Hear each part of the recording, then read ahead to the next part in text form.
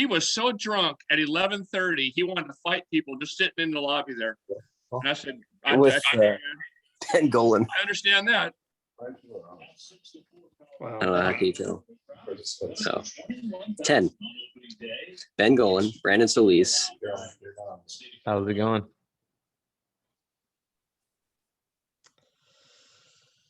Yeah, so Santos Silva just announced he's going to the portal. We already saw Kyler Edwards, Jalen Tyson's being followed by Texas coaches. So, it wouldn't surprise me, you could see the entire roster potentially Good.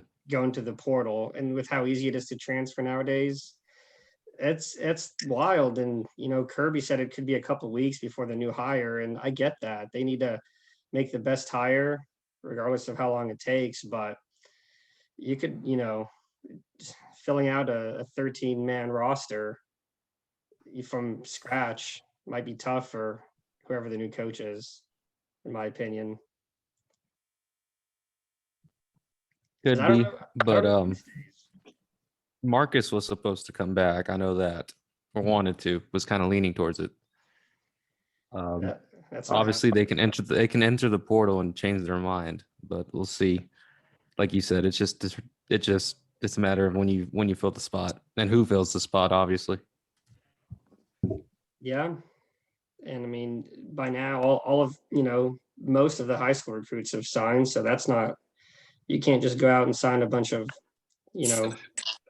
All-Americans that are still available, because that's not happening. So you're just going to take, 10 plus transfers, and it's this, unless whoever the new coach is can get these guys to stick around, this might be, a 2-3 year rebuild. again, yeah, We'll which see. is the sucky part. Yep. I don't know if they can hear We're something. waiting on Level and those guys to join us. So one sec. I want to hear Level talk. Who's that? All I think people everyone wants to hear level talk. working. I heard from a recruit's mom today. Hang on. Was pretty shocked. Yeah. It was that Finley Bizjack. His mom reached out to me saying in complete shock that he's gone. But he says that if McCaslin comes to Lubbock, that we've got a really good shot at landing Finley if that offer it lands on the table, just because they're really close to the big donors at UNT and just have gotten to know him since like the 6th grade. But Yeah. McCaslin doesn't come. I think that's pretty much out the door. Chris Level. What's up? Hey, How we doing? How many people are on this thing? About there's a lot 25, 30. Yeah, very nice.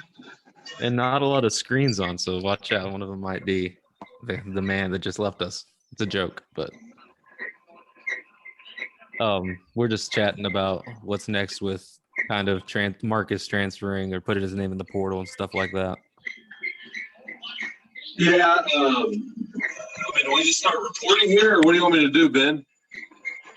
Man, we're just talking, going through Okay. Well, the I mean, players.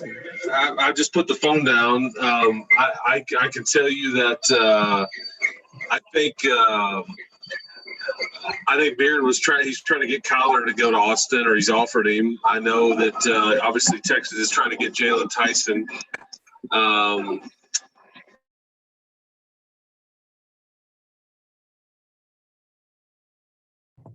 Level, you're muted. Sorry. Go ahead. Yeah, I think you did that, Ben. You muted me. I did that because everyone else was talking and we need to hear you.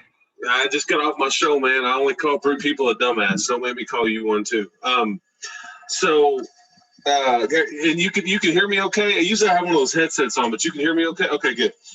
Yeah, so but Texas can't contact Jalen Tyson legally because he's signed a letter of intent.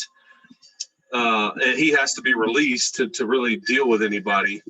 But I will tell you too that there's people on the roster here that have basically indicated they want to stay here if Coach Adams stays.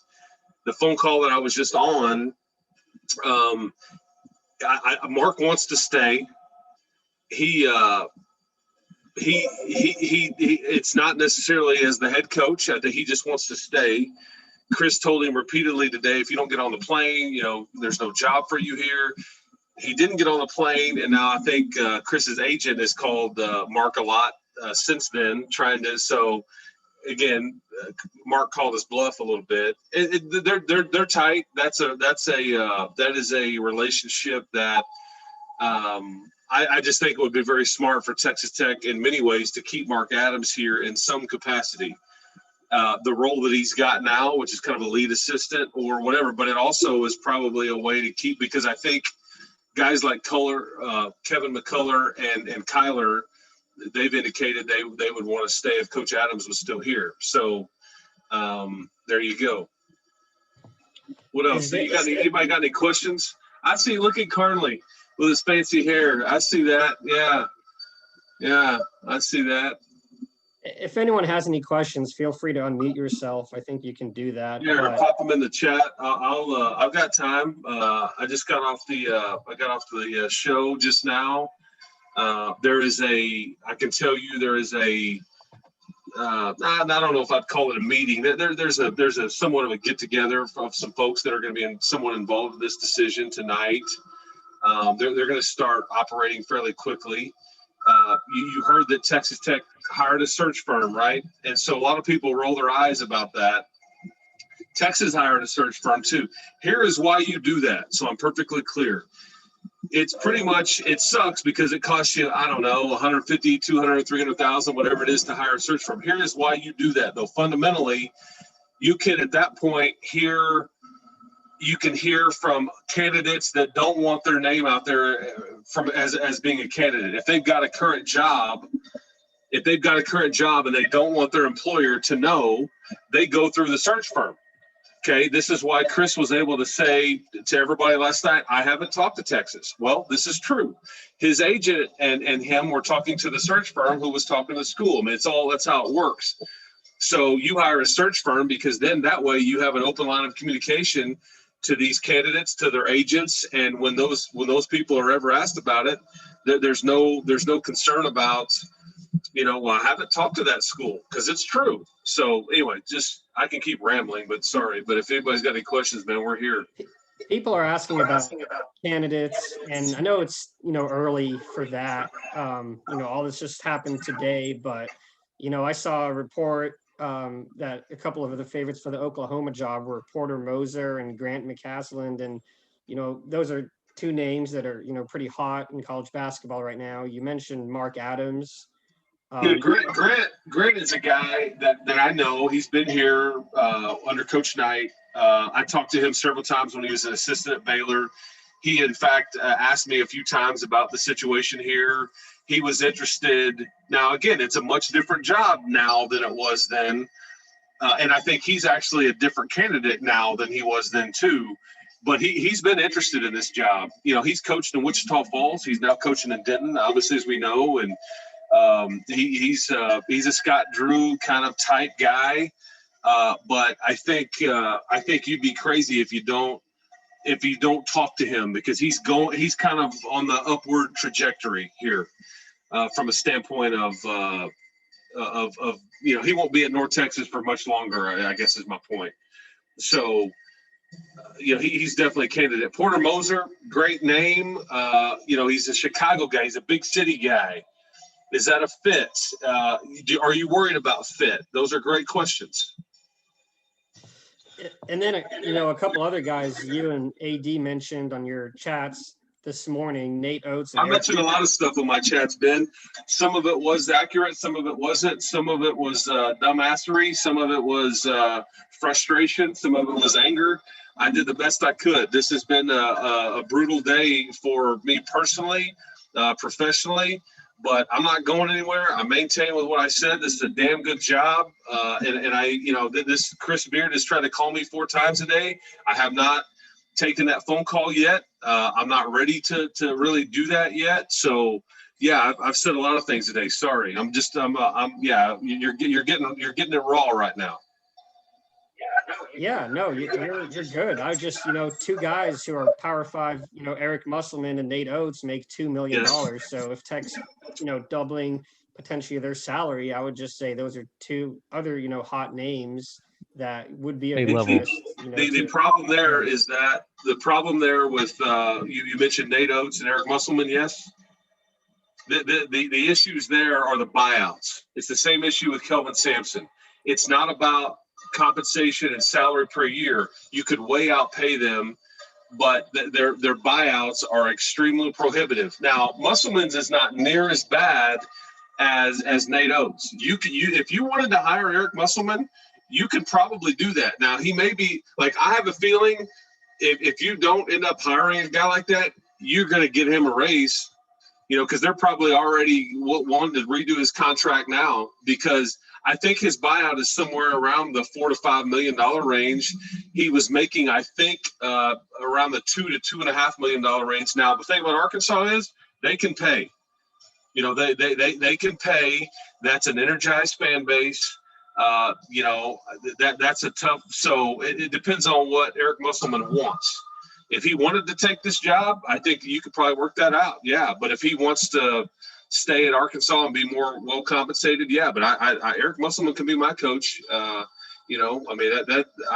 think that would be a damn good hire. But like Kelvin Sampson, I think would be a really good hire here. People like toss out that he cheated and all that stuff. What he did with the phone and all those things, that is completely legal now. It's not even against the rules what he did back then to get in trouble. He's 65 though, but he only makes $2 million a year. Okay, but I think his contract it's basically fully guaranteed, because if the school fires him, they owe him all the money. If he leaves, he owes them all the money. So it's basically fully guaranteed. So it's not compensation per year, but he coaches defense like no other. I'm not sure if he wants to not be. I think he likes the fact of being in a non-Power 5 conference now, because it's, I don't want to say easier, but it's less stressful. It's not the gauntlet that you've got in the Big 12, as we well know. Yeah, no doubt. And if anyone has any questions, you can do the raise your hand or unmute yourself. I think Stephen had a We're all here question, to Ben. talk. So, oh yeah, go ahead. So what type of leverage does Tech have? Like if Tyson decides he doesn't want to come here, but he wants to follow Beard. Is there any sort of leverage that Tech can pull and say, sorry, we're only going to release you if you go out of the Big 12, or is that something that Tech wouldn't do because of the optics of it? Yeah, the problem, Stephen, there is that you can't force anybody to stay. If you have to release them, you can make it uncomfortable for a while. If that's where he wants to go, that's probably what's going to happen. It sucks. I get it. And luckily, you only have the one signee, so it's not like 4 or 5 of them, and you're just totally, But yeah, I think if that's the conclusion that they come to, they go to Texas Tech and Kirby and say, hey, here's the deal.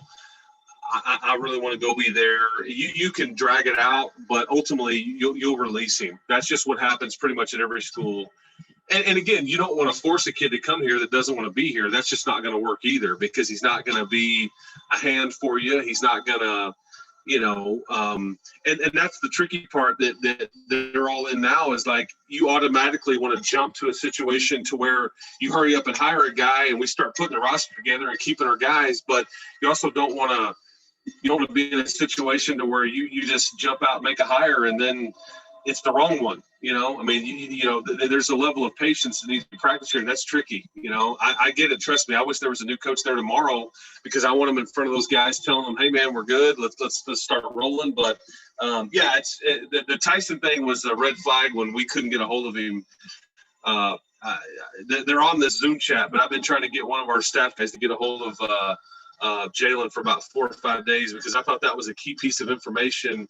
Because I thought he could tell us what was going on, maybe a little bit, but indirectly he was telling us what was going on by us not being able to get hold of him. So there you go. Hey, Level, real quick. Oh, there you go. Is there any truth to Micah Peavy's dad possibly joining Texas staff? And then also, is there any significance, do you think, other than, us conspiracy or our conspiracy theories on the whole 4-1 April 1st significance, that type of thing? heard about the Peavy stuff. Obviously, Chris is very, he coached David Peavy years and years and years ago. So that's kind of the relationship there. None of this is going to surprise me about our roster and Chris trying to pull guys. I mean, none of that is going to surprise me. And it's, I don't like that. However, you have to understand that whenever you make a hire, they're probably going to try to do the same thing. Some may be a little more kosher about it than others, but that's just the reality. And the thing about the transfer rules, there's about to be a situation that gets passed where it doesn't matter if you're a grad transfer or not. You're going to be able to just go wherever you want. One time is a freebie, So, for example, a guy like Micah, he could actually do that if he wanted to, and with no penalty. But that, we'll be able to get guys like that too. As far as the 4-1 thing goes, you can't write it any better than that. That's the wildest damn thing I've ever seen. April Fool's Day, 4-1, the 4-1. I mean, just unfreaking believable. I mean, I am that part is like, I don't know whether to think it's funny or to throw my head through a plate glass window on that. That part is just like not lost on me at all. Trust me.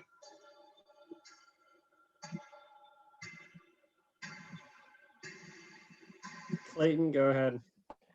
Hey, Level. As far as Beard goes, what's your opinion of him now? I mean, do you feel like he snaked us, or is this just him doing what he thinks is best?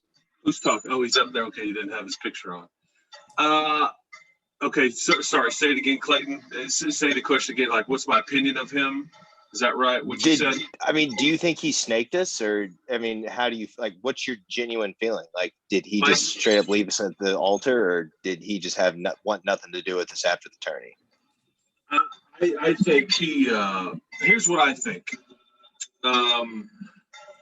I think in his mind, when he takes you to the title game 2 years ago, I think that he thought I can never do this again. And I feel like I'm going to be chasing it here, whether he did or he didn't.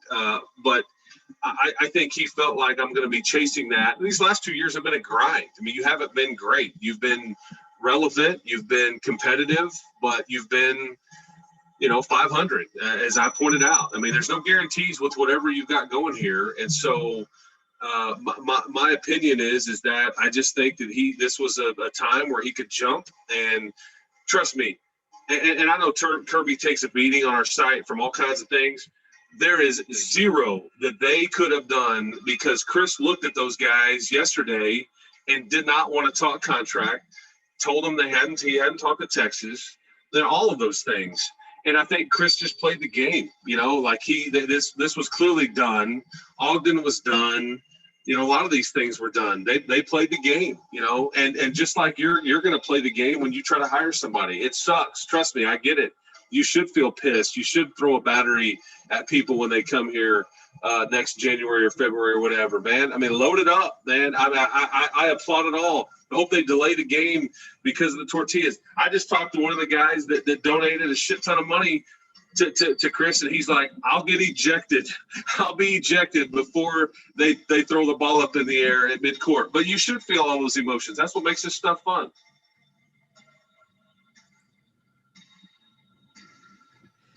Level, what did you think of the press conference today? I thought Kirby handled it very well. He, called them, the other school or whatever it was, think Beard for 2 seconds, but really just kind of backed up the notion that Tech is still a basketball power, and that they're doesn't plan on going anywhere. Well, here's what I liked. I like Kirby's emotion because he's pissed, and he should be pissed.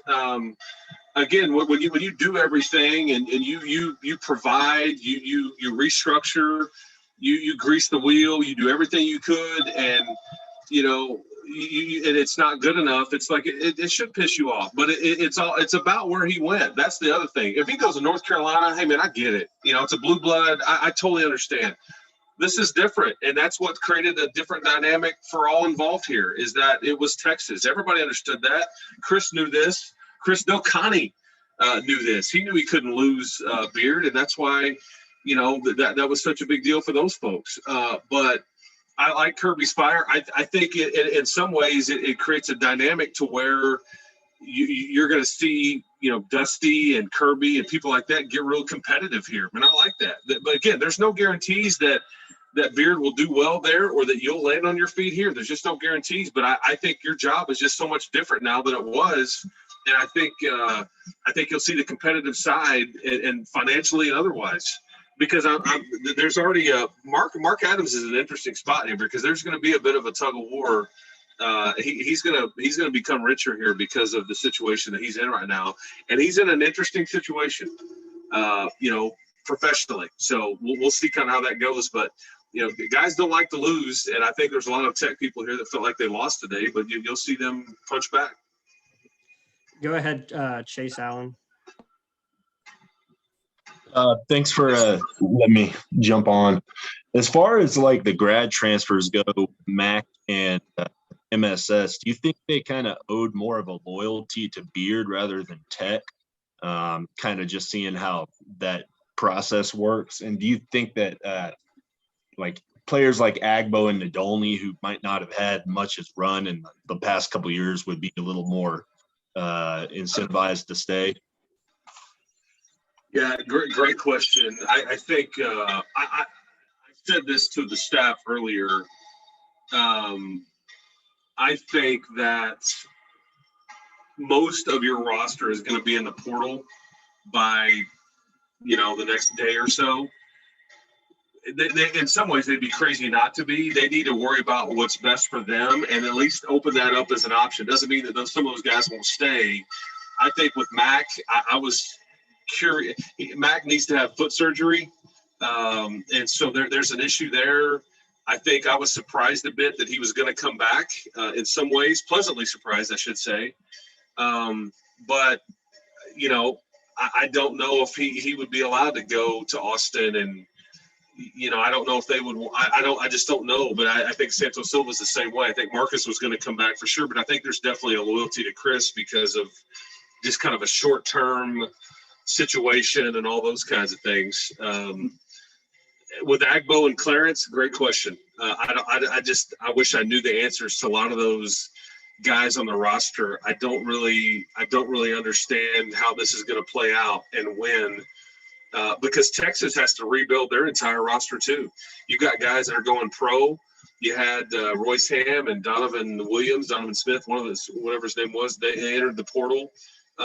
There's a lot of dynamics that are going that they're going to depart that program. So they've got to rebuild that roster. Hence the reason they're trying to get Jalen Tyson, I'm sure. Go ahead, Kyle.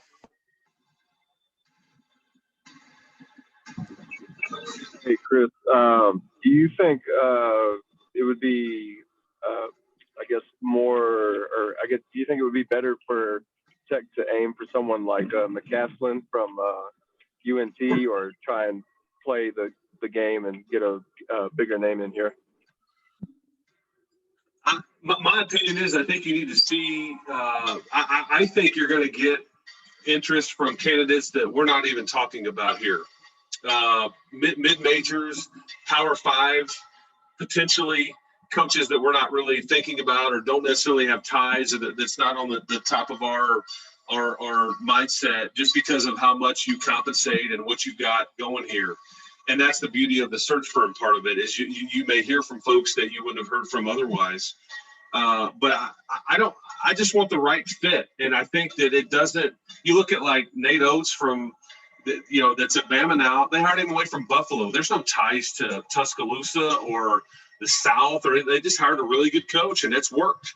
And just because you hire somebody that has ties or would be a good fit, it doesn't mean that they're going to be a good coach either. So, Grant's got some ties to Tech and the region and all that. He's a younger guy. He's had a good season. I think you'd be crazy not to talk to him. I think you have to talk to Adams. I think if Darvin is interested in doing that, you have to talk to him. But what about Mark Turgeon? I don't know. I don't know if that's somebody that you'd be interested in or not. He's a really good coach. It's not necessarily working out great at Maryland. They're just kind of spinning their wheels. But there's going to be some folks out there that I'm going to have to look up and go, well, there you go. I mean, it's just like I didn't know a ton about Craig Smith prior to you playing Utah State in the tournament. Damn good coach. and Utah thought so too. I tell you, he won't do it, but like I would look at Mike Boynton. I think he's a damn good coach, and they're just paying him $3 million a year. I think that would be a great fit. He's a really good coach. He's extremely well liked. He can recruit. He's not going to do it now, but I think that's the kind of guy you'd want to look for. Hey, Level, I got a quick question. Who's this? What? This is Beatles. Sorry, this is Beatles. I'm okay. You turn your camera on, man. So you don't want to see me right now. I'm in the midst of a workout, but okay. How big of a deal is the Womble in all this? Just like that facility, and Kirby's talked about it several times. Just like this is the only one in the country. Like, is it big enough to attract some names that we don't think of? Well, I mean, it's a part of this job now that it's because, okay, you lose your head coach, you're trying to figure out what you're going to do. That's part of why I say that this makes this a completely different job now, because they didn't even really get to recruit to that here yet, and the ability to get on the court all the time, the ability to, the offices, just the bells and whistles. I mean, it's got a nutrition center over there, a massive weight room. Ironically, part of it that John Riley helped design, part of it, ironically, that Chris Beard helped design. Dusty allowed them to do that. But it's the videos that you'll see and everything else, it does not do it justice at all. It's an unbelievable facility, and I think that will help you not only get a different level of coach potentially, but a different kind of player in here too.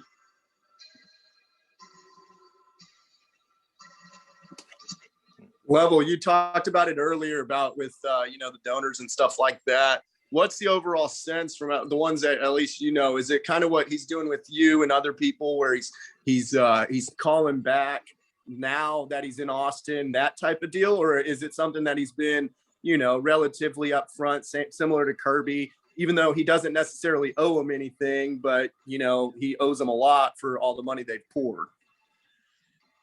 I think, just so I'm being honest here, I think he called several people, not that many, this morning, and he wanted to thank them for everything they've done. I didn't know why he was calling me. I just wasn't comfortable with it was too fresh.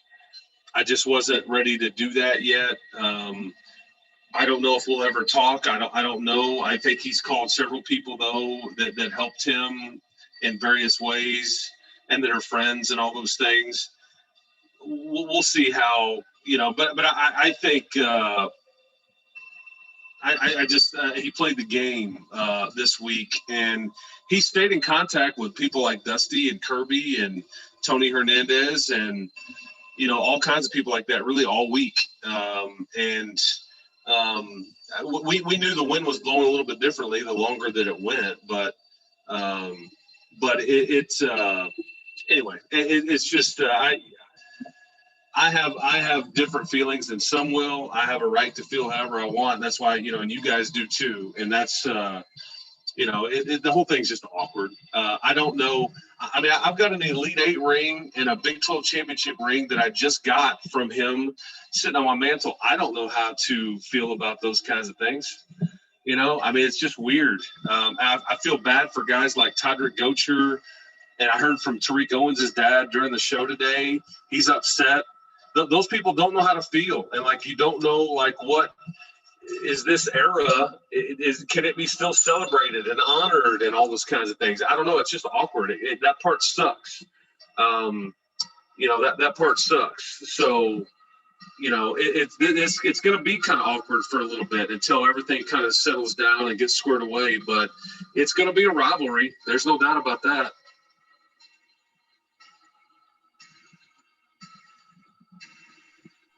What are you looking at as far as timeline, do you think? Well, and I think Kirby said this today, and he mentioned, I told the players, man, this could take up to 2 weeks. And then people started saying, oh, man, so it's going to take 2 weeks. This thing could be wrapped up by Monday or Tuesday. We don't know. I think part of it, though, it's gotta play out just a bit just to see what is out there, who is interested, and let the search firm do their job. So I think realistically, you're looking at least a week, because there's no natural, like whenever Shaka left, it's natural for everybody to connect the dots on Beard to Texas. That there's not really that person here for this one now. So, and some may feel like that's Coach Adams or Darvin Ham or whatever, but there's not the natural no-brainer hire, and that's why I think you have to let it play out just a little bit, which is awkward for everybody. Trust me. I would love nothing more for some closure here for myself, my sanity, for my cell phone and all that stuff. But sometimes, and I as the fan in me of the team, I don't want to watch the team kind of get split apart either. That sucks. But I don't. You also just can't rush into anything either. So my answer to that would just be timeline. It just depends. But I would say, yeah, you're looking at 4 to 5 days to a couple of weeks. It just depends on how this thing plays out. Bubble, what's up, man? It's Clayton. I see you. Hey, when you talk to Chris, you better call him a baby dick and then hang up. Okay.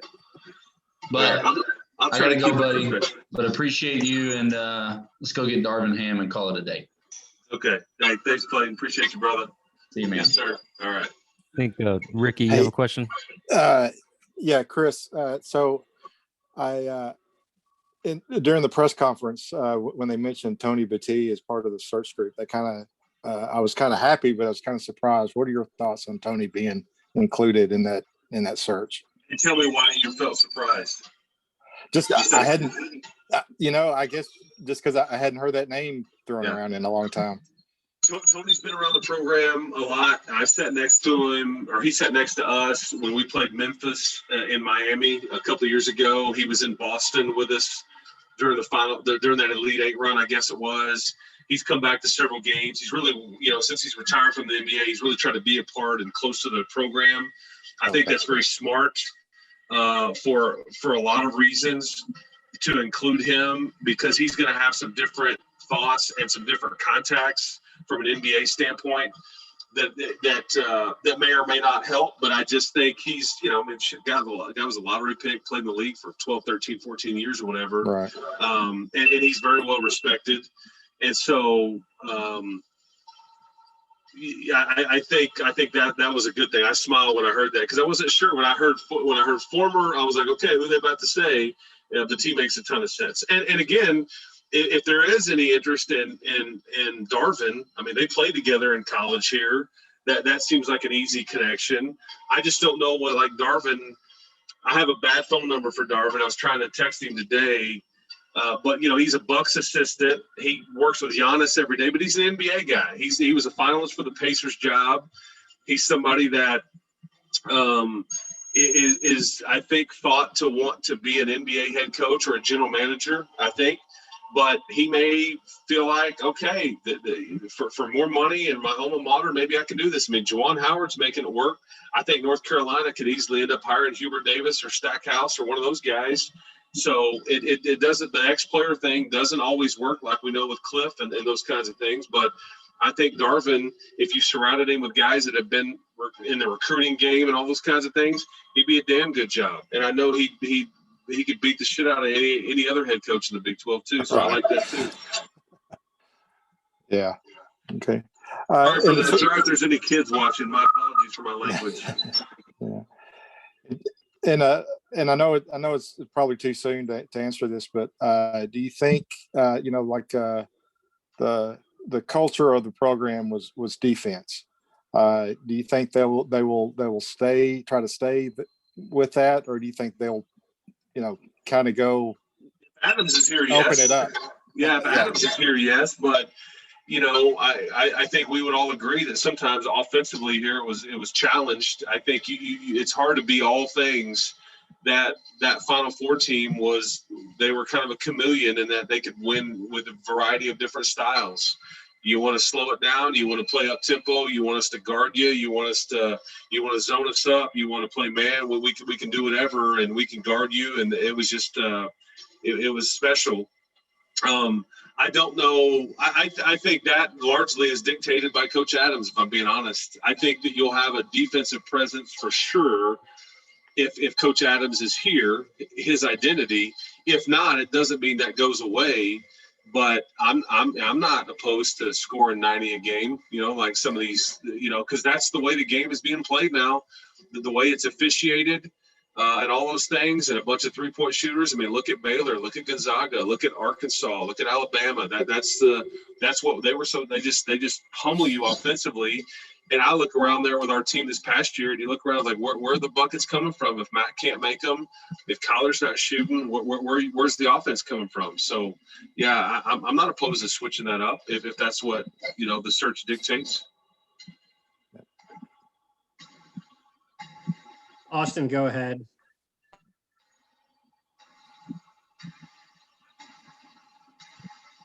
Hey, Chris, is there any chance that we get Eric Musselman from Arkansas? I wouldn't rule it out. We talked about him a bit ago. I think his buyout is palatable. I think that, as I stated earlier, I think that if anything, you'll get him a raise because I think that Arkansas has probably got to be looking at his deal right now and realizing that he's underpaid. And I think, I think if anything, if you have any kind of connection there, I think you could get him. You can get him a raise. But I mean, I'd hire him absolutely. And he pisses people off, but it's one of those deals where when he's your guy, it's he's energetic. I mean, so if you're looking for a guy that's all in and all that kind of stuff, absolutely. And is this going to be like, are we going to be willing to spend, the type of money that we were paying Chris for a guy that hasn't necessarily been a Tech guy? You don't go hire, like you don't go look for a $4.5 or $5 million coach. That's not the goal. I think what you do is you have created a different level of candidate that may be interested based on what you're willing to pay. The candidate will dictate what that's worth based on the marketplace, right? So you're not, don't just look around and say, well, we're automatically going to go pay $4.5 million for our next coach, or just $3 million or whatever. The candidate will dictate that, but just know that there's heavy money willing to be invested now. They don't want to take a step back. I'll be surprised if you're paying your next guy $4.5 million, but hell, that was the 4th biggest salary in the country. So I think if anything, I would be more worried about for the next coach, more so than his deal. I want to make sure that guy can bring in who he wants and pay those guys well too, because that's what creates continuity. And that's why, Scott Drew's staff has been intact for years. Jerome Tang has never left because he's so well paid. So that part of it is a big deal. And you look at okay, so the wounds still may be fresh, but like Chris Ogden, he was only making like $350 or $400 as the head coach at UTA. I bet he ends up making $800 or $900 at Texas based on whatever they may get paid now. There's a lot of people out there that you can, we're in a different game now, in my opinion, if we're willing to do that. And again, you're not going to tear that building down across the street.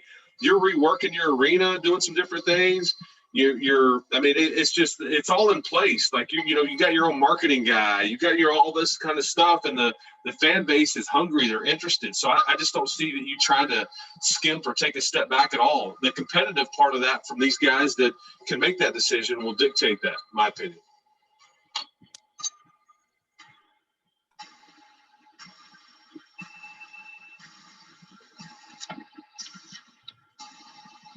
Go ahead, Rolf. Rolf, my man. Chris, it's a tough day. Hey, you're around the basketball program every day, pretty much throughout the year. What have you seen in the last few days, weeks, or months that may have indicated to you that Beard was a short timer? I wouldn't say that I was. I would say that I've seen anything to indicate to me he was a short timer. I knew that these last couple of teams were a grind. I don't know if it's right to say he wasn't having as much fun or anything. It was harder. I think maybe he felt like we'd be a bit better than we were. I don't know, but there was nothing. I can't sit here and tell you that I saw something that would have indicated to me that. So, I've got some different emotions, and I need to work through that personally. Known the guy for 20 years, and I don't know what I'll do with all those feelings or emotions and all that. But I just, I refuse to bend on the fact that the administration here did everything they could. I refuse to bend on the fact that I think this is a damn good job. And I remain interested in Texas Tech basketball. I'm not going to be somebody that just says, okay, well, never mind. We're going to suck now. Back to the Pat Knight era. I'm just like, be better. That's my thought, Rolf. And last time I saw you, didn't we get stuck in an elevator in TCU at the football stadium at TCU in about, geez, Rolf, would that have been like 2006? I only remember that it was hot as an oven. Yeah, we lost 12-3. How about that? We lost 12-3. That was rough. Yeah. Hey, but we're all good, man. All good. Right on. Thank you. Yes, sir.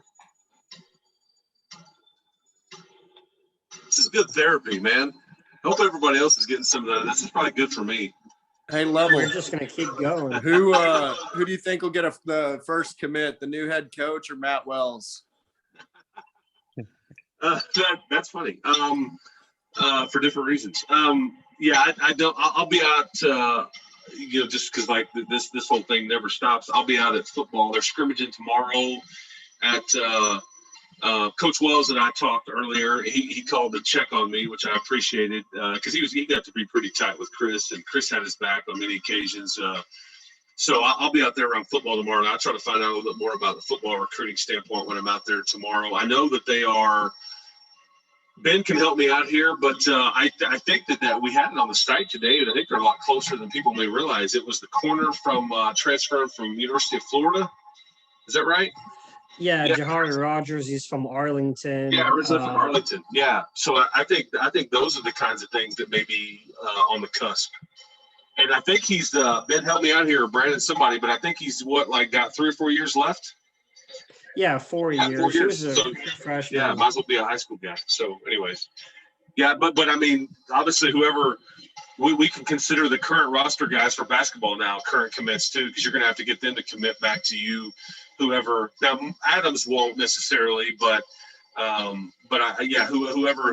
gets the job here is going to have to start, recruiting the current players to stay too, if they're interested in staying.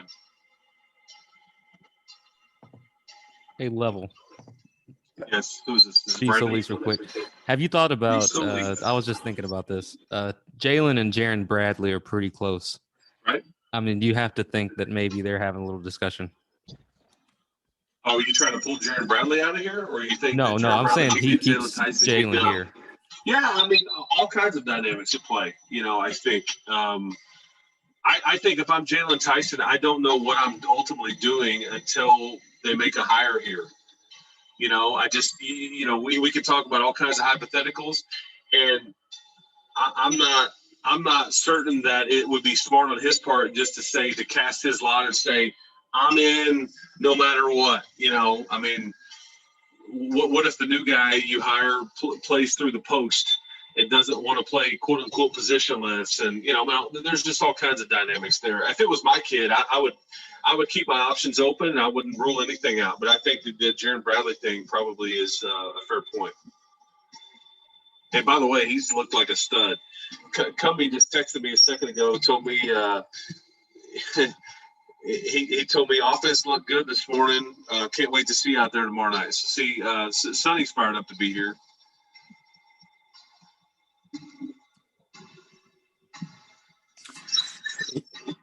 Hey, Chris. Stockton. Oh, sorry. Go ahead. Yeah, no, it's just, Chris. So I live in Katy. Will I be able to hear you laugh up from all the way up in Lubbock if North Carolina comes in and sweeps Beard away? Yeah, I doubt that. I mean, yeah, that would be ironic. Yeah, I really think though. He's done it before. Yeah, yes. I think that they'll hire from within. I think that's just what they do. That's what they've always done. Coach Dean Smith, Coach Guthridge, Coach Doherty, and then Coach Williams. They're all Tar Heels. They were all kind of from the same deal. I think they'll do the same thing here. Chris was always interested in that job, as mentioned that. Is like, man, that's one that if they called, but yeah, I think probably no indication that they're even interested in him, so. But yeah, I would enjoy that. I would think that was quite humorous. Yes. Taylor, you got something? I see your hand up. Yes, sir. Yeah. Hey, question for you as far as kind of culture and culture guys. I mean, when you see guys like McCullough and Santos Silver, who I'd say are more of the kind of culture guys jump ship. I mean, what does that say about some of the newer guys or some of the younger guys? I mean, I don't know. I guess kind of what's your expectation with the roster as it stands, I guess, depending on who they hire or we. Tell you that I wasn't sure that if Chris stayed here, that I wasn't sure McCullough was going to stay. I think there's some different dynamics there. I think the same with Kyler. And I said as much on the site a little bit. I think that I was surprised that in some ways that Santos Silva and Mac McClung were going to come back and they wanted to stay. And like the Kyler thing, I think it was in some ways a mutual decision. But then I find out that Texas is trying to get Kyler too. So I think that is. But again, they need people. They need players. Their roster is empty, like yours potentially could be. So the McCullough thing is interesting. If I would say this blanket flat out. If you could tell me I could only pick one guy off of your team to carry over to next year or build around or however, that's Kevin McCullough. I would do that 10 out of 10 times. Just because I think he's your best defender. I think he can score. I just think he checks all the boxes. So I'll be interested to see what happens there. But I don't know on the roster, man. I wish I could tell you. I just don't have a feel for how this is going to work just yet. And it's awkward for everybody because those guys don't even know. They have no leader right now, really. I mean, Mark is going to try to be kind of in charge, but there's really no and there'll be a sentiment, and it's already kind of started. Former players and like those current guys are going to want Coach Adams. That's going to be part of the deal. And I really hope that in some capacity, Mark can stay here because I think that would be good for really all involved because Mark wants to stay.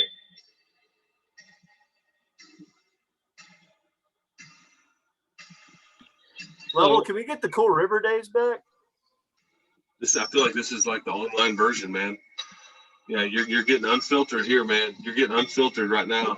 Except I don't have to deal with that.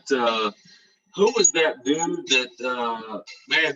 He mailed my wife a letter and he got on Giovanetti. What was the guy's name? He's a user from Gone Pat. Oh, what was his name? Mike Dallas.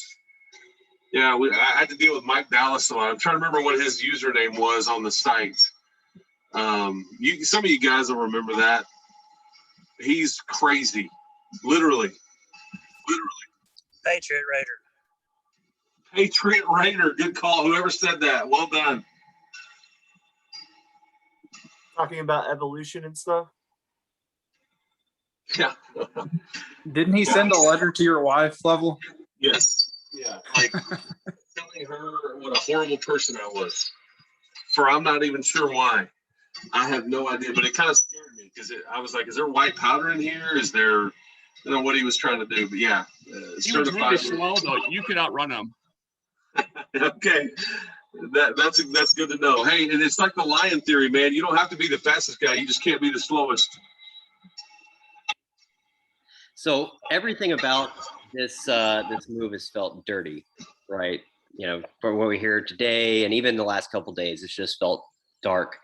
How does this impact? I mean, I guess we really shouldn't care about Chris Beard moving forward. To hell with him, and he can die in a fire and all that other good stuff. But what does this do for his future prospects? And what about Texas and getting coaches in the future? Because I mean, they've done us dirty. He's done us dirty. Is this going to be something that's kind of a black mark on his resume and on Texas's resume? No, I think so. I mean, unfortunately, I think that it's like the don't hate the player, hate the game kind of thing. I mean, I just think that's this was big time business when there was motivation there. I mean, again, I kept saying it that all along that Chris would get to decide what he wanted to do here, and he picked to Texas, and he wanted to change. He's going to go coach in the NBA at some point. I think there's a chance that if he does well in the next 4 to 5 years, he'll go somewhere else. That's just kind of what coaches do in some cases. I mean, like the Scott Drews and some of those, like the Bill Selfs. I mean, some of those are just rare. Those things don't happen much. And Doesn't mean that you can't fall into one of those either, but that's just kind of, I mean, other than Beard being here for 10 years and as an assistant, I mean, look at it. I mean, he's jumped around every year or a couple of years or every 3 or 4. That's just kind of what that's what he does. How many people are on this? How many people are How on about this? some good news from today that we all get to go to Maui in 2 years and Beard doesn't?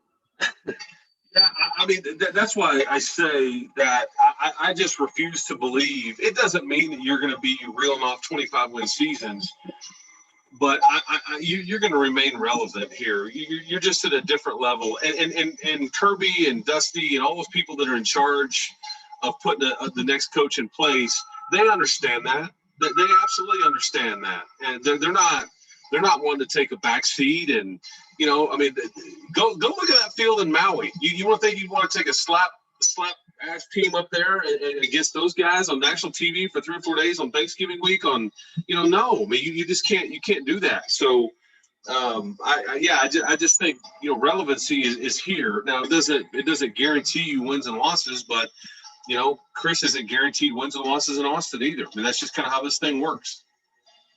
But yeah, I was excited about that. I don't know that'll probably be this still middle of football season. I probably got asked like 12 times, are you going to Maui, or you're going to do football or what? I just have to see what the schedule looks like. But yeah, that'd be a fun trip, man. I'll be there. I sent the second it came out, sent it to my wife, and she's already started making plans. So humble brag. Look at that. That's How about a Zoom flex from Ben right there? Look at that. Yeah. Did not mean to flex there. Nodak, you got a question? So my question was mostly around, like the Maui Invitational and the improved scheduling in the future, and kind of asking what that does for your program moving forward. The other piece is, on a scale of 1 to 10, how confident are you that Mark Adams stays, with some sort of role in the basketball program? Can you hear my music on my cell phone calling? Did I hear that? Yeah, it's the CBS. It's the CBS college basketball theme song. I probably need to delete that. I don't know. I'm still emotional. The scheduling, that's interesting because you're supposed to play Gonzaga, okay, in December. Hence the reason that you can't be screwing around with like your program here unless the new coach comes in and says, okay, with the roster that we've got here, we probably need to like back off just a bit just to get our sea legs under us. I mean, those are all kinds of interesting things. You can get out of some of those. You can get out of some of those like contracts and all those things. I can't find them. Who's talking? Who was that? Uh-oh. Ben, are you slipping on the job there? Someone unmuted themselves. You're good. Go ahead. Okay, got it. See, this is fascinating how this. I've never been on one of these massive ones before. Just usually Aaron and I. He's talking about Star Trek and stuff. So you with the scheduling part of it, you have SEC, you have Big East games. The Gonzaga thing is interesting. There'll be an MTE that Thanksgiving week, which may be because Maui's in 2022. Maybe 21 is going to be the Bahamas, but those are big time deals that they're calling you wanting in those events, and so I'll be interested to see kind of some of that may be played out by the coach and the roster and kind of the preferences and all those things. But I just go back to like you're not interested in taking a step back. I think that's just not what anybody around here is interested in. But the coach will have some say so in that, and it needs to make sense. Certainly, because Chris was always big on trying to get a game at the Garden every year. He just felt like that was a big deal. Like, we got to play at the Garden every year. That was just something that he felt like very was very important. So don't be surprised if Texas is up at the Garden all the time now. But that's the scheduling question is actually a really smart one. And I'm kind of fascinated to see that myself, but don't know the answer to it yet. Are you surprised at all with Ulrich leaving and following Beard? I know he's one of those 40 under 40 top assistant coaches. Obviously, he interviewed for, what is that, Rio Grande Valley State or whatever. But are you surprised at all? Or I guess between Ulrich or John Riley, who are you more sad to see leave? Yeah, Urich's really good at what he does. I think that there was kind of a situation here that those guys are in a, like, if you're an assistant, you're in a bit of a bind, because it's like when the guy's like, hey, I need to know, like, are you in or out? And you have no idea what the heck is going to go on here. Where else do you have to go? And Riley's in the same boat. Those guys would have other opportunities, and it doesn't mean that they'll stay in Austin for forever. But that's usually how that thing works. So that didn't surprise me. I guess if anything, I'm a little pleasantly surprised in some ways that Adams didn't get on the plane, because that was not easy for him. That was not easy. And I wish I could be a little more upfront about how much pressure that I think was probably being applied to him to get on that plane and to be a part of what they were doing. But Mark held his ground, and he could still end up in Austin, but I think he wants to ride it out here first and see kind of what's available here, because he would rather be here. That flight tracker thing that someone posted on the forum, that plane looked dinky as shit for what Texas has done. So looked like a little prop jet. So I'm glad they flew out on that. And, maybe they hit a flock of birds like the Jazz.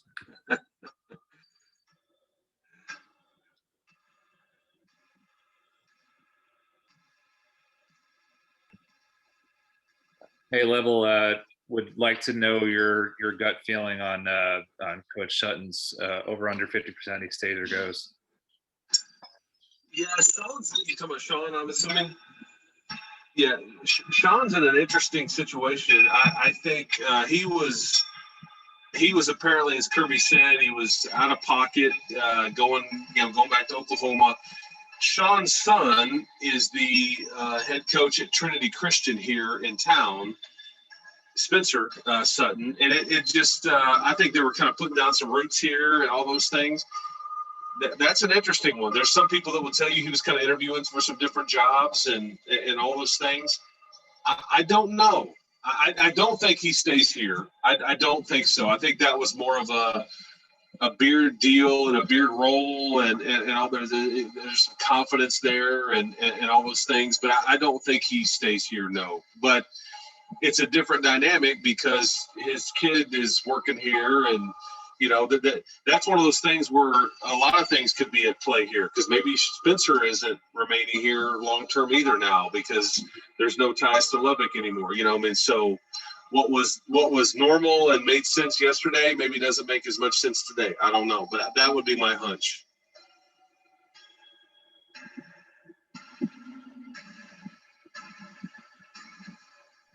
Did Randy True have anything to do with this, you think? No. Any play? No. Yeah. I know that rumor was out there. I 0% truth to that, in my opinion. Yeah, if you know Beard, that's and it's not going to change, but he's going to do what he wants. Whether it pisses you off or whatever, that won't change. I mean, this was all his call. This is what he wanted. Nobody else. It does probably make it awkward for, because one, I'm assuming they'll stay engaged. I don't know, but I've got to be buddies, and a lot of people may be on this deal too. Of like Randy's dad, Dean, great dude. They're all at always the games. He's a positive guy, but I think this has been hard on him too. Hearing what people say about his daughter and all those things, but Dean's a great guy. But yeah, I feel bad for him and Charlotte True and all that. So. And I know Randy well, but we'll see what happens there. But that had nothing to do with this decision, though. Taylor, are you still working out? I wonder if you tuned this out. Put this on mute. No, I'm not. I'm enjoying now. I'm enjoying the band. Okay, very good.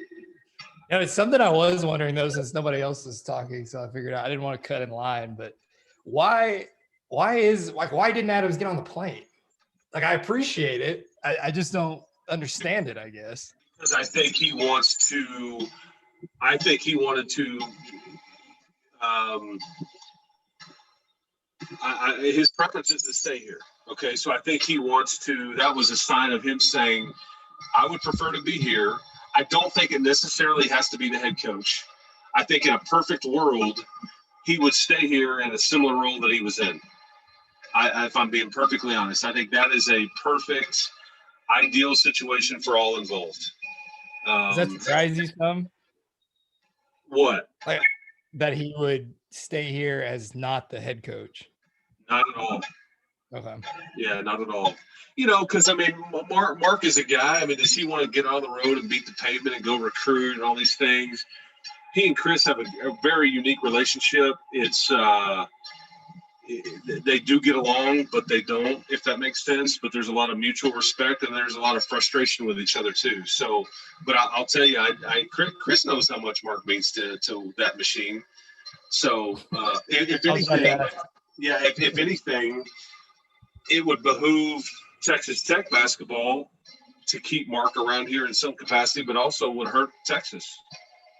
And the people that are in charge, they clearly understand that. I've been asked that 3 times a day by some people that were curious how the machine worked, and you know, they are well aware of the fact that how important he is to kind of what was going on here, and then what was. And I think people know this, but Mark's had a tough stretch. You know, he lost his brother to COVID, and it was in the middle of the season, and there was some interesting things going on with the bank and like Mark's brother's farm that passed away. Just very terrible deal. And so there were some distractions that Coach Adams was having to deal with during the middle of the season. I think he felt like he wasn't at his best this year for like a lot of us did for a variety of reasons. But no, his preference is to stay here. You know, now whether that happened, but he also, I think, would tell you that he needs to work too.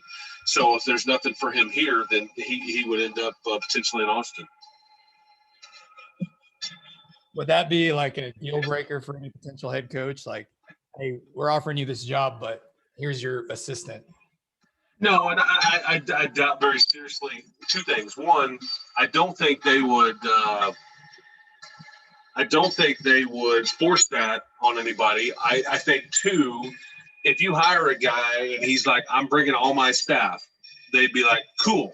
What about this guy in a Sean Sutton role, like an off the court kind of wink coaching type role? Like, well, you know, what about that? And I think if you I think there's ways around that. Absolutely.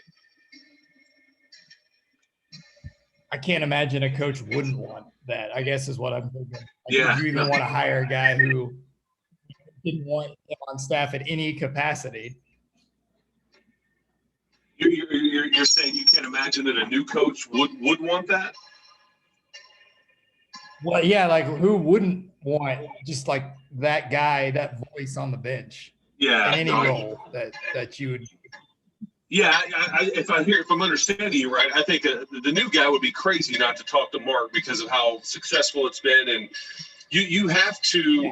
It's very difficult to just come in clean. You have to have some connection to the you know, to the city, to the fan base, to the donors, that's why Tommy McVeigh was always kept around, like, because he was so good at that role. He was a bridge.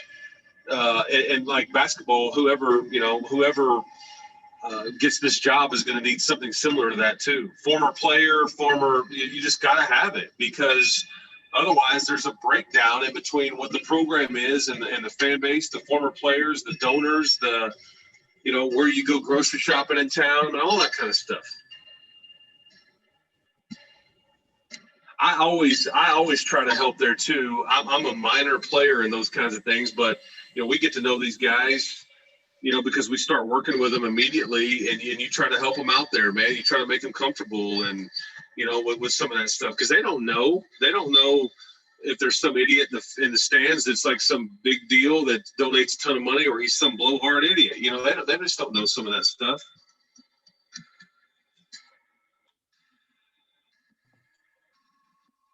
Go ahead, Kyle.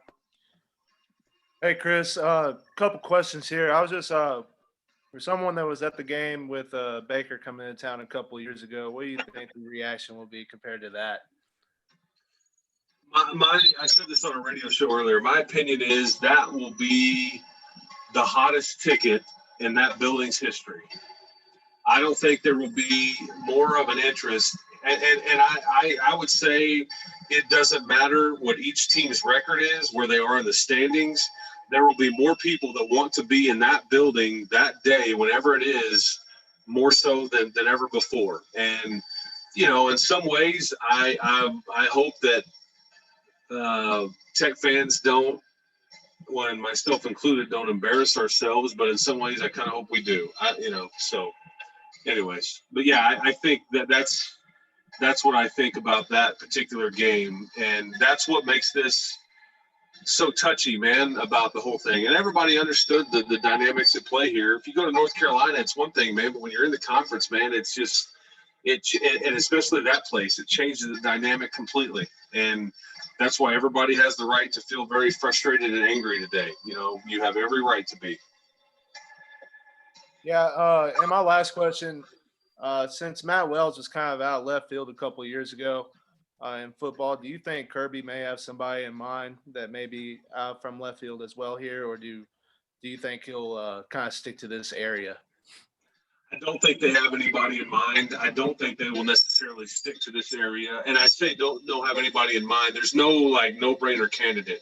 I think they're going to make sure they get the best coach that they can. If it's somebody that's got ties here, great. If not, I don't think they're going to be worried about that. That's why somebody like Mark Adams and people like that are key, because it gets you the best of both worlds, you know? You know, but I think it's too early in the process to say that they kind of know what they're going to do or know what direction they're leaning, because I think that part of it is they're not real sure who all may be interested in this thing.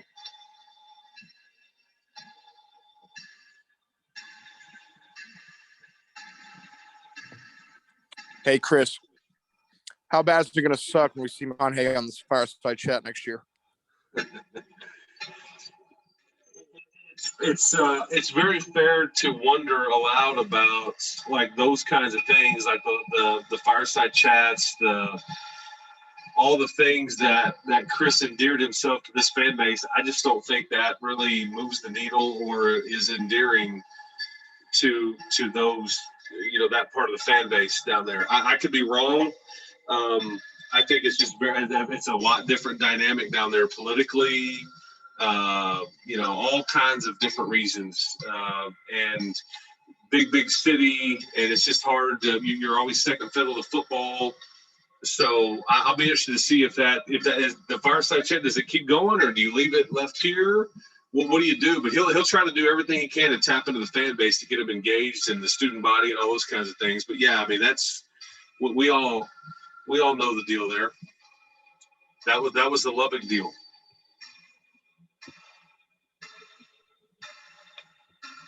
Hey Chris, thank you for doing this. I appreciate it.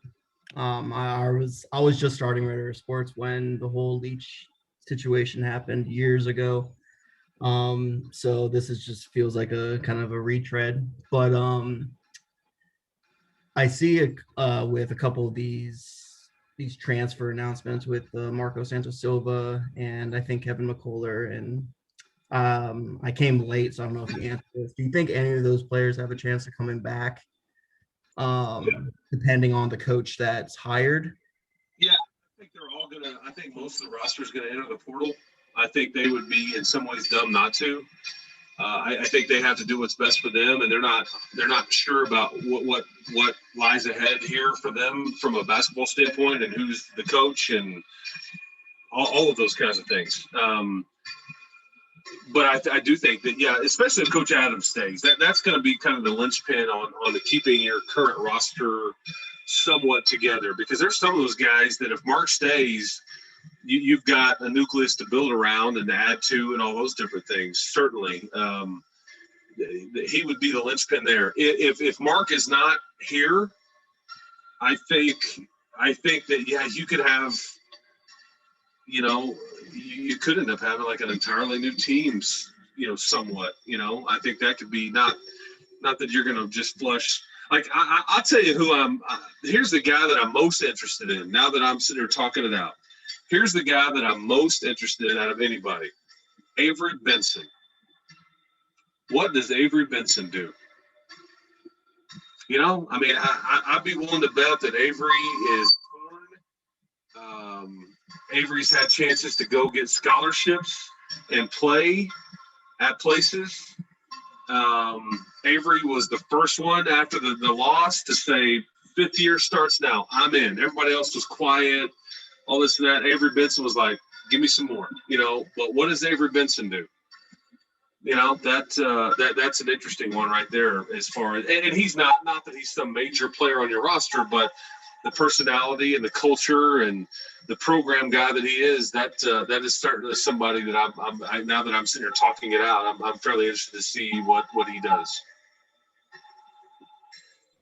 He posted a thank you tweet, which I don't know if it's like a thank you for everything, see you later, or if it's a thank you, I'll see you in Austin. It's hard to tell, but it seemed kind of like it had a little finality to it, but that's just like everything else, reading into tweets, who knows? And he may in fact go. I mean, he may in fact go to Austin. I mean, I guarantee Chris would love him to have him there, but it's just that there's so many personalities and relationships and all that. And that's what makes this thing so hard and difficult, and it makes you frustrated and angry and all those kinds of things. But whoever you bring in here is gonna. It's just we're not to that point yet. So you feel very vulnerable right now. I get it, but your new coach is going to do the same thing. I certainly would hope so.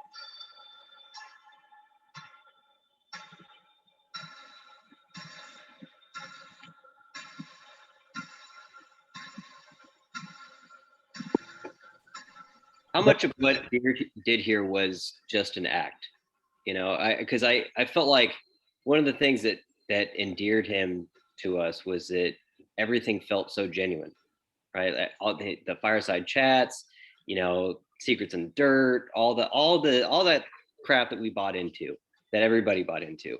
And I guess one of the things that we're struggling with is, what was real, what wasn't, because if he really believed the secrets in the dirt, if he really was into all this, there's just no way that he ends up at Texas, especially if money's not the thing, right? So it's a hard process to go through. Trust me, I understand. We're a no excuse culture. We're street dogs, and then yet you leave for the ivory tower. That's a hard to process, man. I get it. You should be pissed. You should question everything. But here's what I think. I think he grinded like nobody I'd really ever seen. Almost to the fact that it was unhealthy at times. Those kids rarely had a day off. Whether it was official practice or hey man, you need to go up there and get your individual stuff. And some of those kids liked it. That's just what hey man, I'm gonna go hoop, I'm gonna get my shots up, all that stuff. That's why though that a lot of the guys didn't stay around, because it's hard. It's not for everybody. Everybody doesn't want it to consume their every being. But you could call Chris like a master salesman. You could call him a manipulator. You could call him a motivator. You could call him a recruiter. You could call him a great coach. You could call him a guy you'd want to go and have a drink beer with. All those can be true. So I think he probably did believe all the things at the time, but it doesn't mean that they were, he was getting tattoos and that they were, he tried to make me get a tattoo like 4 or 5 years ago, man. I'm damn sure glad I didn't get it. Yeah, he challenged Taxton and I at a road trip in Ames, Iowa, about getting a tattoo, and we got put on the spot in front of everybody. And I damn sure told my wife, I was like, man, you better hope we lose this game, or man, I'm getting nasty put on my ankle or something. But that's just who he was. So you have every right to question things. You have every right to feel betrayed and lied to. I get it. I get it. Hey, Chris. Real quick, how much? What's up, brother? With this impending next move, how much pressure is this going to put on Kirby? Kind of with the direction of the athletic department already, kind of the feeling they have with the football moves the last couple of years, and the kind of pressure on Kirby to get this right. You have a sport coat on? No, I have like a normally I have a sport coat.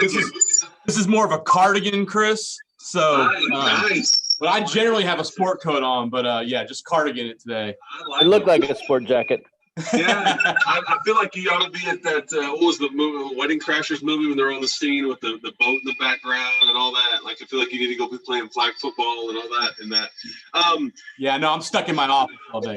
I wish I was on a boat. No, there's pressure, Jim. I mean, absolutely, there's pressure to get this right or to keep your basketball program relevant. I think they, and Dusty feels that too. I mean, Dusty feels like, man, because I think that Beard told Dusty.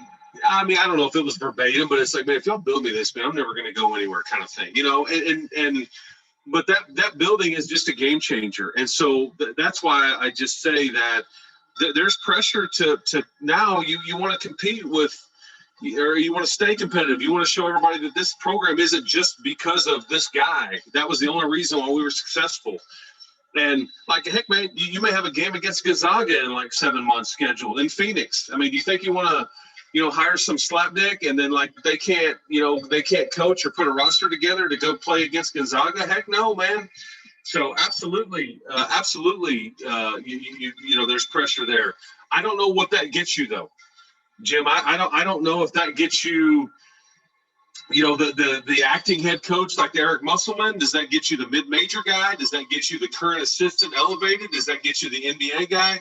I don't know what that gets you. I'm fascinated to see it as much as anybody. I just know that they've got a lot of resources, and I just don't think people realized how much Chris had the wheel greased here from a prime example, and I think you were there. We're in there in the Womble last year when you guys were there for fantasy camp.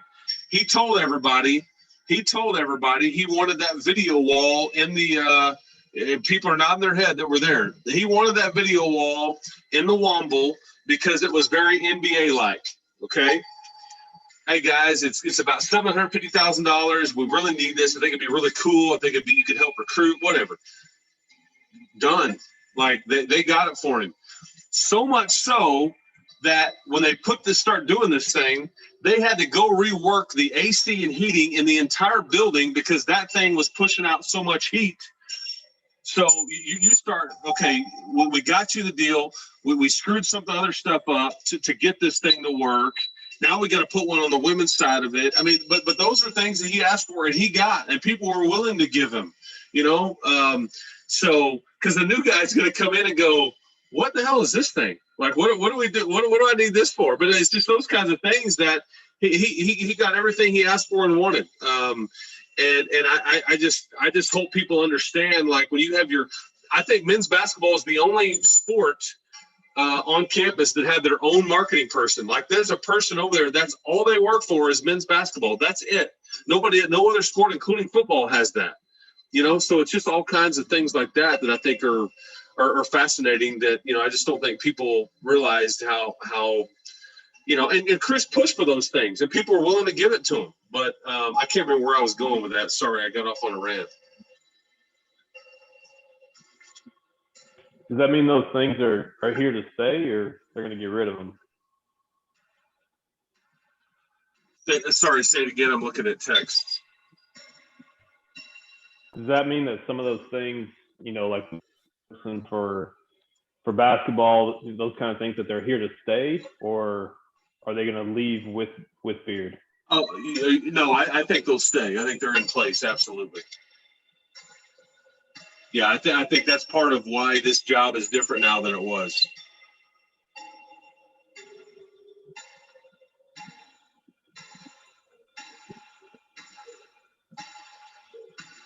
Hey, Chris, I know your feelings about karma.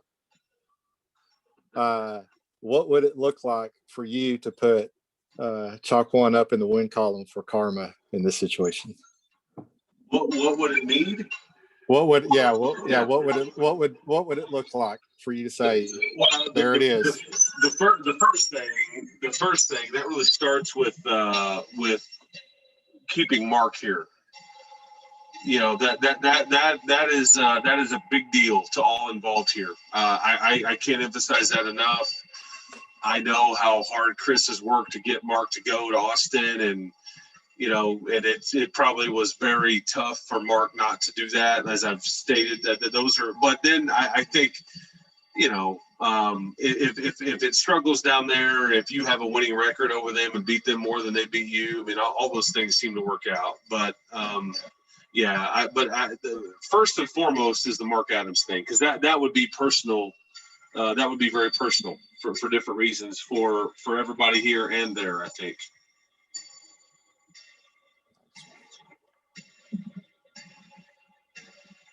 Hey, Chris, so going back to all of the facility upgrades you were talking about, have you been able to connect with any of the donors that made that happen and kind of get where their brains are at on path forward? Yeah, pissed, frustrated, and felt lied to. Yeah, I mean, all that. Yeah, I've talked to several. Yeah. Yeah, I feel like it's ultimate betrayal whenever, they're dumping millions upon millions. Yeah, no, I get it. I mean, and I think that, while they may be emotionally invested,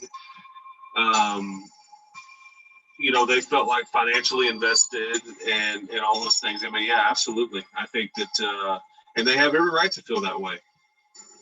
And it sucks because you feel like you're doing something to help, and eventually it will. Like those things that are donated for and all that, those things will still be here from a facility standpoint. They'll help out the situation here. But yeah, I mean, it makes you run the gamut of emotions for sure.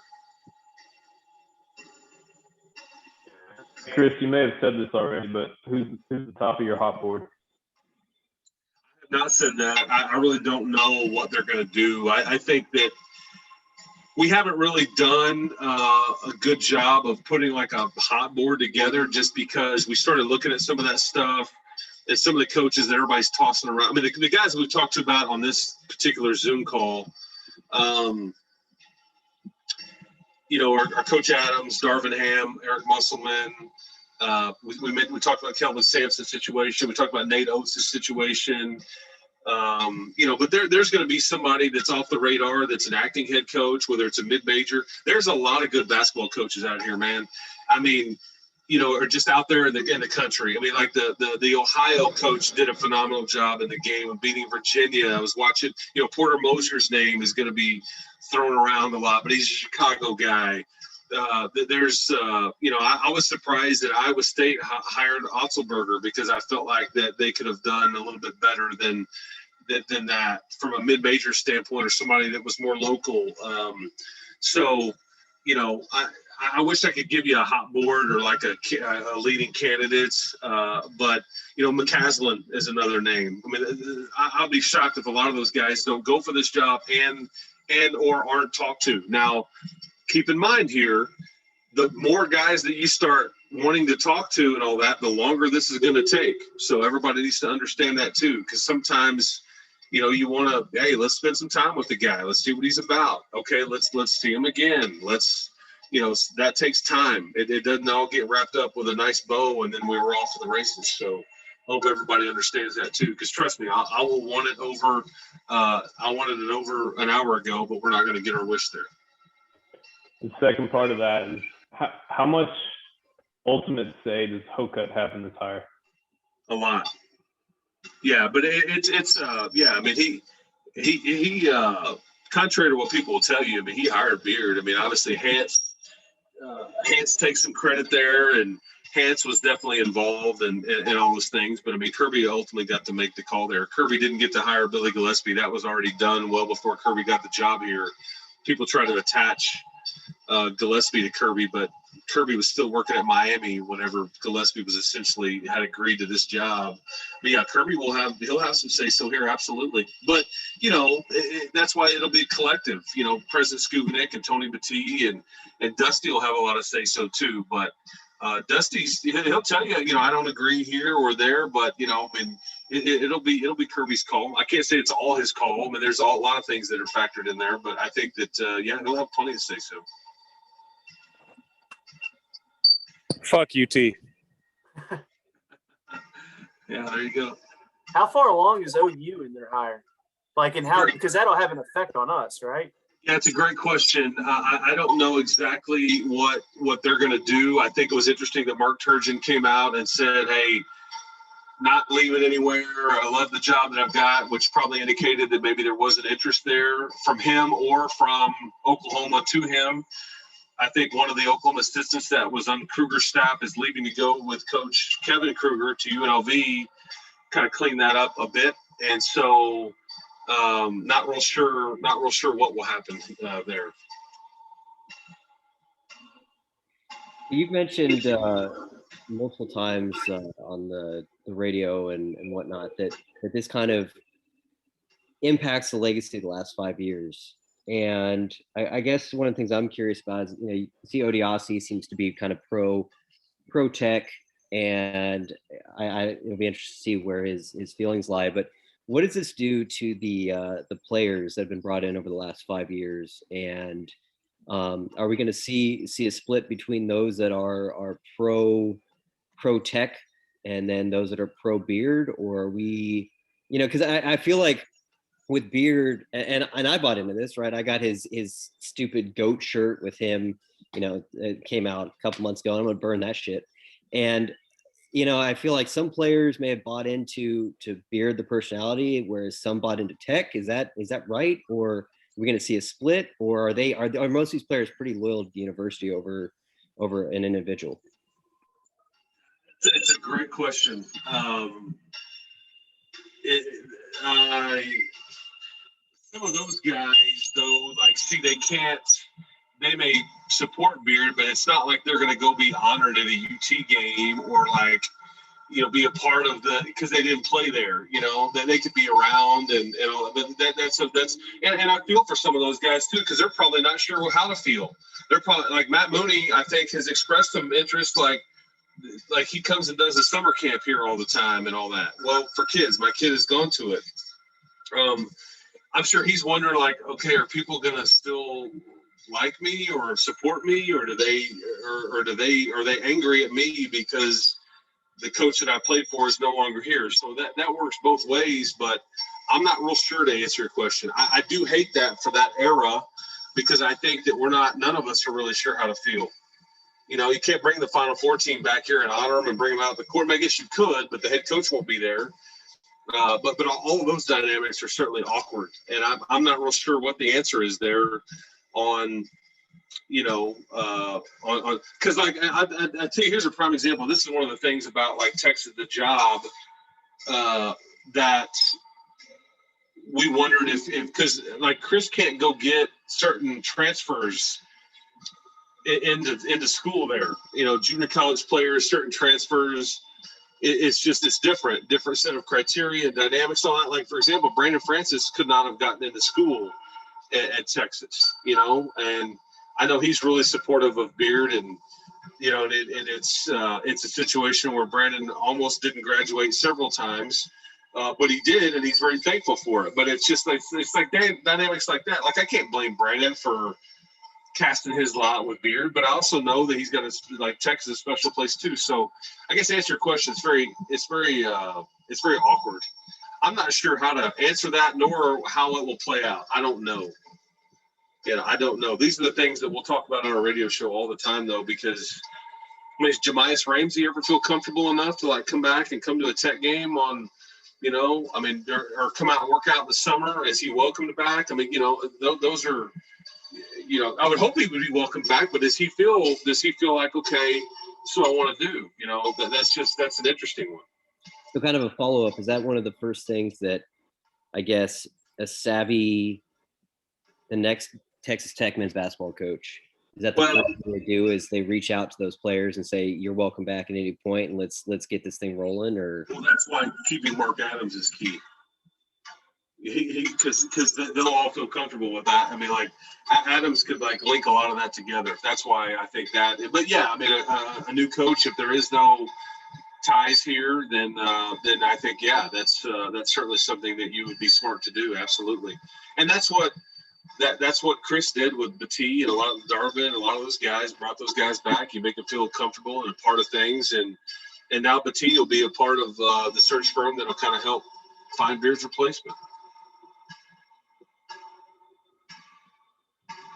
All right, Ben, I've got 10 more minutes, and then I get this text from my wife, and I've got to go pick my kid up.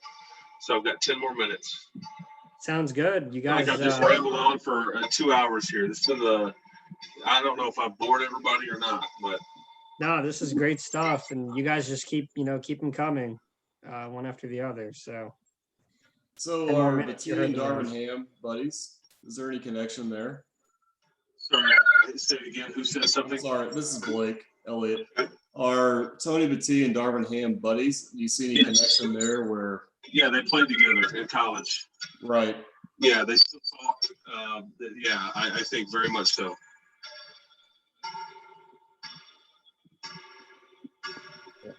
So how does Tex or Beard's like when you add his assistants and all the support staff up together, how does that compare to other Power 5 schools in basketball? We had, obviously you if you follow this thing, you know that Beard had an affinity for Nick Saban. Well, we had the basketball version of what Nick Saban did in football. He fought for that. He paid for it. He pushed for it. I used to drive the Oklahoma radio guy crazy because he always sends me a text that says during our games when we're playing Oklahoma, it's like, they'll have the biggest team huddle I've ever seen. It's ridiculous. What do all these guys do? And the fascinating thing was they all had a role. They all had a job. They were all doing something. But yeah, I mean, I would expect something similar to that to stay. But it would rank at or near the top, and he'll have the same thing there. He won't go backwards. But I would hope that you have something similar too. Okay, well, that would be good maybe as a chance to keep Adams on when the next coach comes in. They probably didn't have a staff as big as this wherever they were coming from. So maybe that addition can work out. Yeah, sorry, I'm looking at these tweets with the horns up here from the new head coach. So sorry, I'm like trying to check my phone and all these things. Yeah. Tough, man. Speaking of tweets, I put in the chat ones from. I was trying to see, Taylor. I see it come up on the bottom of the screen, but I don't actually see the tweets. So I was trying to figure out what is going on. People were asking about female players, and those were ones that have interacted with Norrance's tweet about like this program's not about a man. I don't know if you saw that tweet, but Norrance tweeted something about this program's not about one person.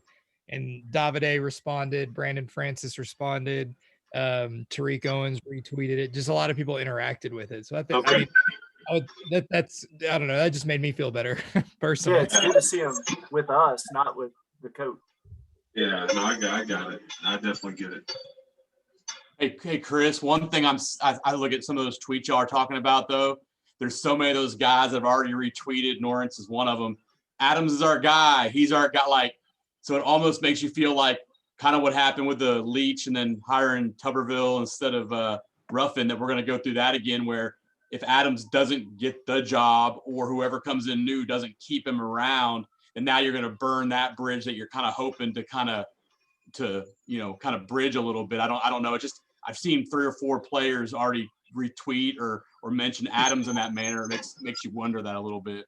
Well, and Mark is, if I'm Mark, I try to rally as much support as I can. Let's be honest. I mean, I think, and you use that to my advantage, but you're right. It makes for a different dynamic for everybody.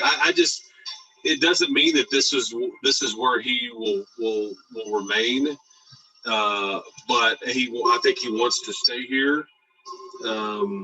He wants to stay here, and he may in fact be given that opportunity in some role or the interview for the head coach, whatever. But yeah, it puts Tech in a bit of a tricky spot too. But I get it, because this is emotional, man, and like that's the last now link to a lot of those guys in this place, But you also can't, you can't just make a decision based on, that either. It's tricky.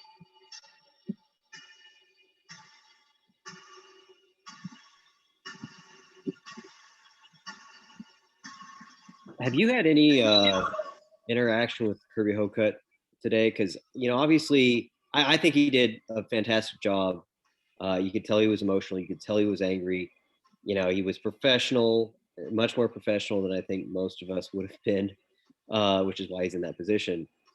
but just how badly does Kirby Hocutt feel like he's been stabbed in the back by Chris Beard?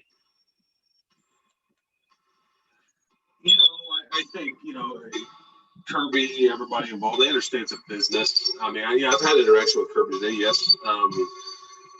You know, it's a business. I think though that you could understand the disappointment and how pissed they were. I think he made that perfectly clear.